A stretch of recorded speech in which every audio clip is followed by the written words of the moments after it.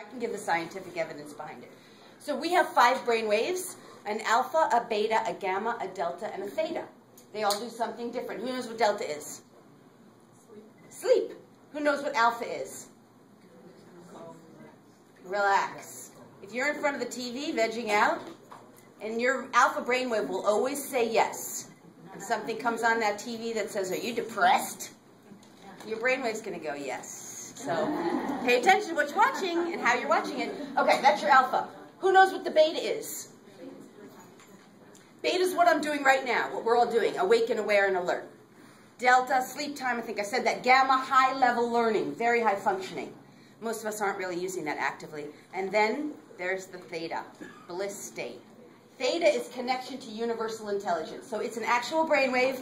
Our animals are already there.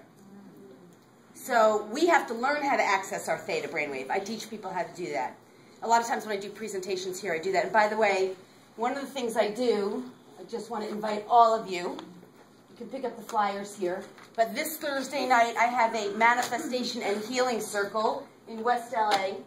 Okay, well, the flyers are here. So you can get one if you want to come. And if you say that you were here at this presentation, you can bring a friend for free. So it's this Thursday night. You can learn how to access your theta brainwave. And we do manifestation and healing. It's powerful stuff.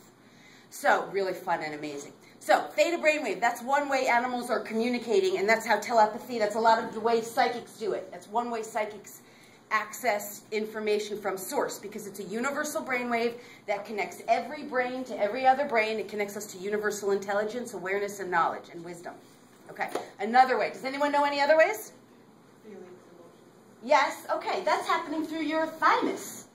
Thymus is a sensory gland. It senses energy. Do you know, by the way, our skin eats. Our skin is what hears and feels and senses. So you're receiving information through your skin.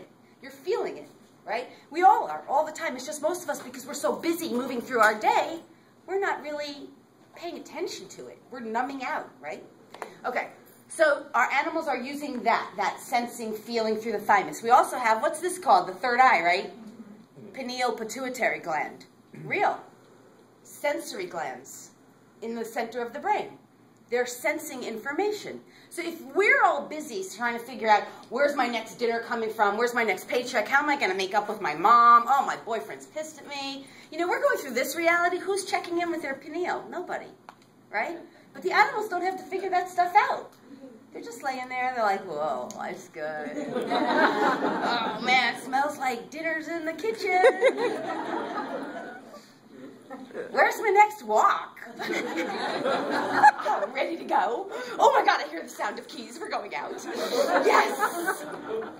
Right? So that's how this is all happening, right? That's how animals communicate. They're using those parts of their bodies. So it's real and it's valid, and then it just becomes a question of, as an animal communicator, I'm a translator.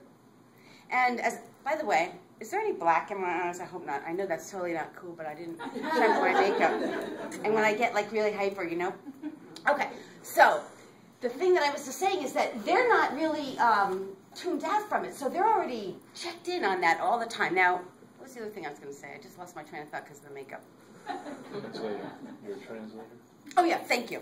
Okay, so as an animal communicator, then, we're using these parts of our body that I just talked about, and we are trained to tap into them. And then we become translators.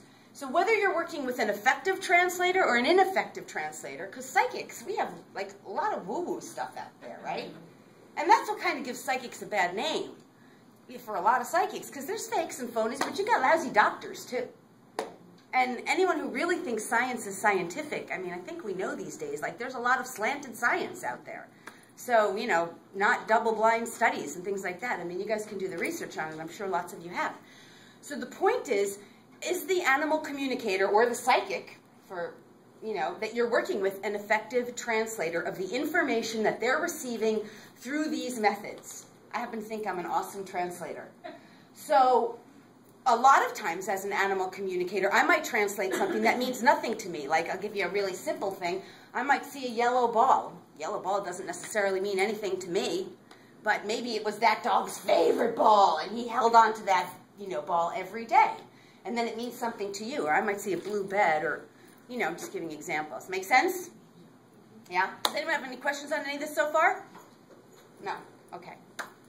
All right, so now the other thing that's amazing about animal communication here that's really important to understand is humans, as far as I know, are the only animals on the planet, we're animals, who are predominantly left-brained. So what does the left brain do? Who knows? Logic. Logic, yes. Thinking, analyzing, figuring it out. All the other animals on this planet, except for the great apes, to the best of my knowledge, are right-brained. What does the right brain do? What's that? Yeah, it's like the feeling, sensing part of the brain. It's like, oh, I feel this. It feels good. It goes like this. Feels good, yes. Feels bad. It's like fight or flight sometimes. It's like the non-thinking brain. It just knows. It just knows. So this is where your animals are residing. They're in the knowing. They know we can't figure out. They already know what we're trying to figure out. Isn't that amazing? That's so amazing. So we've been walking around thinking we're the smartest ones on the planet. We think we're so smart, right? We figure everything out. They already knew it a long time ago. We're so much smarter than us. So, okay, so here's the thing now. Oh, by the way, let me just say about the great apes. They're the ones who use both hemispheres pretty equally. This is to the best of my knowledge.